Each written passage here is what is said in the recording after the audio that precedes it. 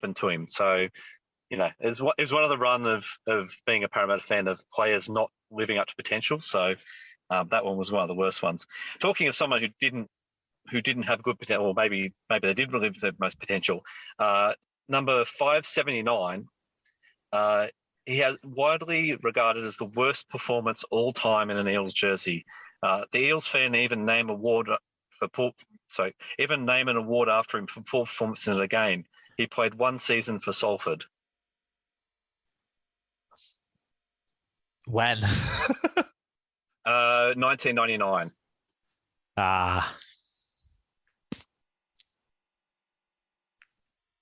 That's a no from me then. Okay.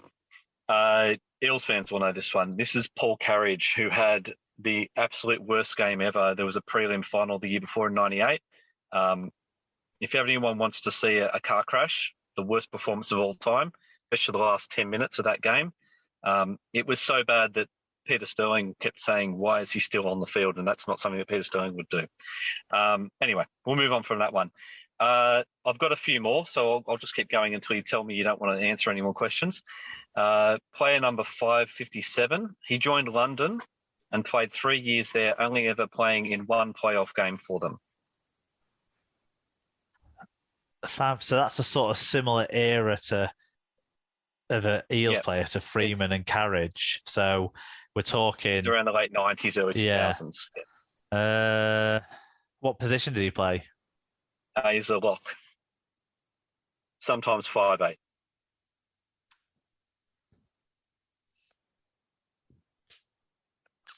No, I don't know then. No? It's Jim Dimmick. Oh, fuck. Yeah, I should have got that one. No, that's okay. The next one's player 644. It was the 5'8" part that threw me, but yeah, I should have got that one. No, that's okay, because he started in 96 with Parramatta. That's why. So it based on what year they start. Okay, yeah. 644. So 644. So a bit later. He never played in the Super League, but he played in a Challenge Cup quarter final and he coached in Super League. Coached in Super League. So if you played in a... Right, Justin Morgan. No, it was on the right track. It was Trent Robinson. Yeah. Almost. I think you had the right track with that one. I had the right thought process for the wrong guy. The next one is 637.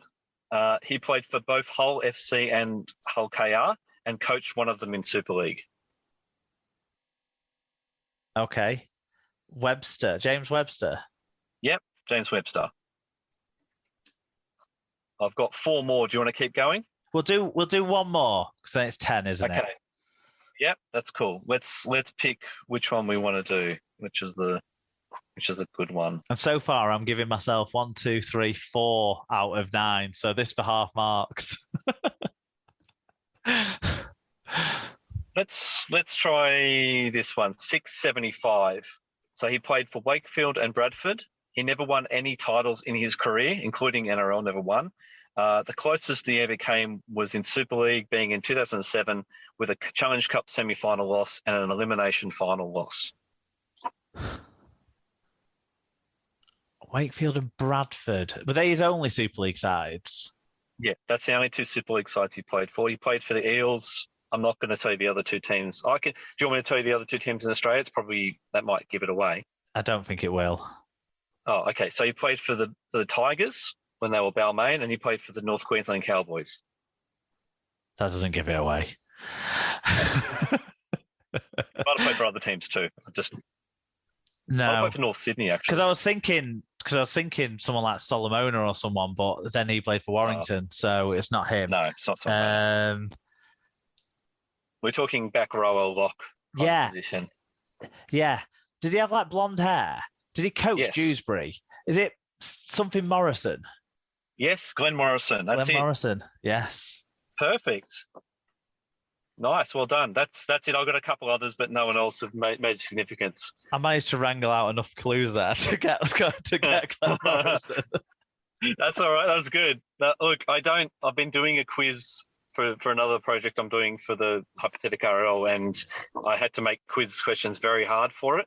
So I'm tending to make harder questions in quizzes now. So I think that I tried to make it not too easy, but maybe could have given you a few more clues on each of them. Might have made it a bit easier. I don't know. We could have been here for a year, and I still wouldn't have got Paul Carriage. I had to say that one because as an Eels fan, we have to mention Paul Carriage all the time, just so we can. It's like one of those therapy sessions. You just got to manage it. But seriously, if anyone wants to, 1998 prelim Parramatta against Canterbury, worst performance I've ever seen anyone, and it's not just because I'm a Parramatta fan. Would he have stood out in that Warrington Hull FC game? Was it that bad? Oh, Hull FC would have scored because he probably would have thrown the ball to them. Like that's how bad it was. Fair enough. Okay. One of the main reasons I'm sure you wanted to come on the show was to make some recommendations, and I know you're going to make some amazing recommendations for stuff that 98% of the listeners will only have once in a lifetime opportunities to experience. But that's what I want from you, David. So, what are your recommendations? Well, look, can I be selfish? I've got. Oh, yeah, you've disappeared, but you can be selfish. You've muted yourself. I didn't mute myself. My work tried to call me, so they can just suck it because I'm not working today. Okay, so I can make if you indulge me, I want to make a recommendation. Of course. Thank you very much for talking up hypothetical RL. That's really great. I actually have another podcast that I do with my wife, and it's called Scriptical. So like script ecal. It's pretty easy to spell. And it's basically it's the same as hypothetical RL. It's a what ifs, but it's a what ifs in movies. So we go through a movie and we talk about, what if characters had done different things. It's really fun. It's fun to record. It's fun to listen to. So, we've done quite a few interesting movies. And yeah, maybe if you can check it out. Do you want to throw a few of the movies out that might make people want to head over? So the first movie we did was 40-Year-Old Virgin. We did Commando, the old Arnie Schwarzenegger movie. We've done. See, I was hoping your first one would have been like Mad Max or something else Australian. No, we haven't done Mad Max yet. But this is the thing, is that we're doing one a week, so we're getting through them quite well. I've gone total blank of the movies we've done. We've done a whole heap of. Mainly kind of. Yeah. Give it a try anyway. I really appreciate it. It's lots of fun, and like I said, it's one of those things like you start a movie, and I think maybe looking at the hypothetical RL as I started watching movies going, well, what if that character didn't make that train, or it's very much like that Sliding Doors movie kind of thing, except we do it to the whole movie. So we'll go through and sort of say, all right, well, what if that character had got there in time or something, and what would happen to the characters then? So it's not that in depth. It's mainly just a laugh. It's mainly just my wife making dick jokes. But look, lots of fun. So I want to sort of recommend that. In terms of things, look, I'm a very boring Sydneyite, so I don't have, apart from, I must recommend Anita's again at Bondi, like the best gelato / ice cream in Sydney. Really, really nice. I don't really have any other recommendations. Like most of the stuff is probably stuff people already watch. Like I just watched Stranger Things. Season 4 was good. There's a show called Upload. I think everyone's probably already caught up with already, and that's really good too. But that's basically all I've got. Good stuff. Well, certainly was happy to indulge you on your other podcast. We'll make sure that people can find links for where to find that as well. That'd be great.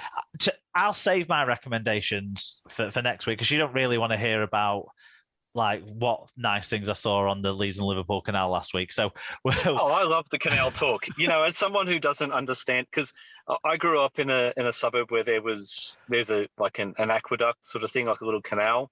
But the only place I know in Sydney has got one. And if you walk from one end to the other, you'd probably end up in two different industrial areas. So not really that exciting. But so I love to hear about these. No, that's what our canals are as well. It's just they're longer. No, it's nice. Like I actually, when one of them you were talking about the other day, I looked it up and went, oh, that is really nice, that walk. If I ever go over there, it might be nice to go for a nice walk along there. Yeah, well, I walked 2 sections of the Leeds and Liverpool Canal last week, about 12 or so miles east of Skipton towards Bingley, where there's the Five Rise Locks, one of the wonders of the waterway. Then I walked about 14 miles or so to the west of Skipton, where you've got the most exciting thing on that was the East Martin double arch road bridge. But it's not spectacular, but it is interesting. But yeah, I'll talk a little bit more about my time in Skipton next week, and save that up. But next week we've got Sarah back on the show, so we've got scoops. We can catch up on kind of what's going on at Hull FC and where the Hull FC fan base feel about this, the creativity. Maybe the game against Leeds will change the views on things, but it'd be good to get a catch up with Sarah on Hull FC with Jake Connor injured. Just to remind people, on social media, we're at Super League Pod on Twitter and Instagram, or it's facebook.com/Super League Pod, or you can email superleaguepod@gmail.com. Head to superleaguepod.com to get all of the info on each episode, links to key things and stuff like that. We'll try and pop links on there to David's podcast as well. Search for the show on Spreaker, Apple Podcasts, Google Podcasts, Podcast Addict, wherever you find your podcasts. We're everywhere. If you've stumbled across us some way or another, try and subscribe to us in one of those apps, and that'll be better for you maybe. Shout out to our friends, Rob's Mega Short, and to SLP10 on checkout to get 10% off your order. Little Warden, vital alerts for any issues, head to littlewarden.com to see what they can do for you. And Sarah's bookcase, Sarah sells books with access to over 3,000 titles from baby to young adults. There's something for everyone. Links to all of those guys will be on the episode blog post at superleaguepod.com. David, it's been a pleasure. It's been a long one, I'm not going to lie. I'm sure the listeners will put this one on speed and a half, but then have to slow it down when they realise there's a foreign accent involved. I hope I've talked not too fast for everyone, because I just realised, because I've talked to you before and I'm not really worried about it for me, but I realised that a lot of your listeners are probably like, what's that weird, what is that weird whining noise that's happening in the background of Mark's podcast? So, no, because you've got to remember that we get a lot of Aussie voices in UK Rugby League, so it's not a new one, David. But it's been a pleasure to have a different voice on the show. So I'm really glad that you won the contest and you got to share some time with me. And I'm glad, and very grateful for you waking up early as well to do this. So thanks very much for your time, and I hope you enjoyed it. I had a great time, and really, really enjoyed it. It was well worth it. And I mean, I was watching that little wheel, and it was spinning and spinning, and I'm like, it's going to stop. And then it just sort of just ticked over. I didn't actually think it actually went on me. I think it was on the line, but look, I'll take it. I was very, very happy for it to happen. Well, on the line is good in rugby league, isn't it? So exactly, on the line's in. So we scored. So that's fine. More than what Hull did this week. So, There you go. And on that note, we'll say thanks to you all for listening, and speak to you all next time on your favourite rugby league podcast, the Super League Pod. Goodbye. Goodbye.